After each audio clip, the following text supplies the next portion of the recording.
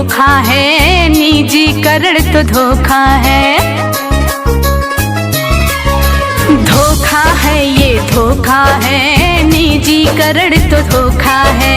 धोखा है, धोखा है, धोखा है, धोखा है। इस देश के संविधान के संग बेकार पड़े नौजवान के संग, छोटे मोटे व्यापारी के संग, सारे मजदूर किसान के संग, सारे मजदूर किसान के संग। धोखा है ये धोखा है, निजीकरण तो धोखा है। धोखा है ये धोखा है, निजीकरण तो धोखा है। धोखा है ये धोखा है, निजीकरण तो धोखा है।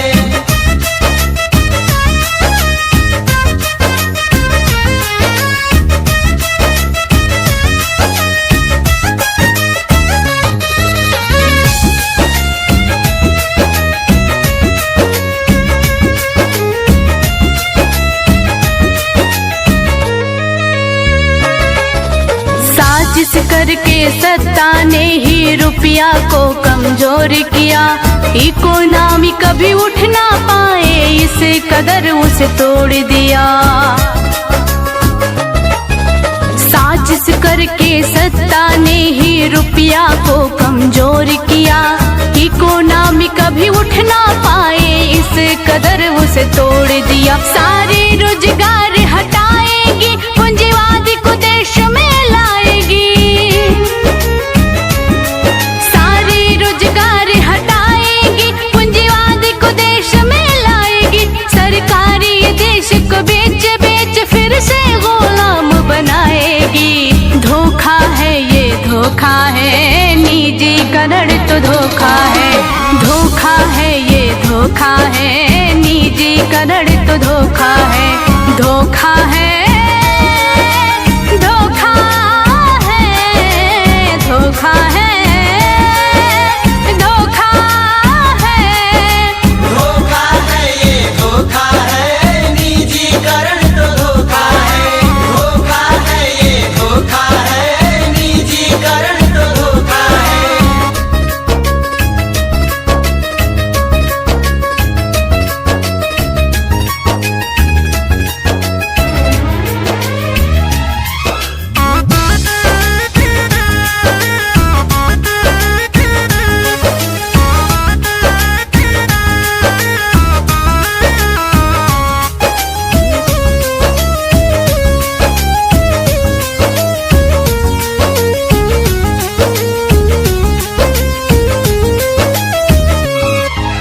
जो है गरीब गरीब ही रहेगा, या अमीरों का दास बनेगा। नाम का बस गणतंत्र रहेगा, देश पे हिटलर राज चलेगा। जो है गरीब गरीब ही रहेगा, या अमीरों का दास बनेगा। नाम का बस गणतंत्र रहेगा, देश पे हिटलर राज चलेगा। मुश्किल में है देश बचाओ जी, सत्ता से इसे उठाओ जी।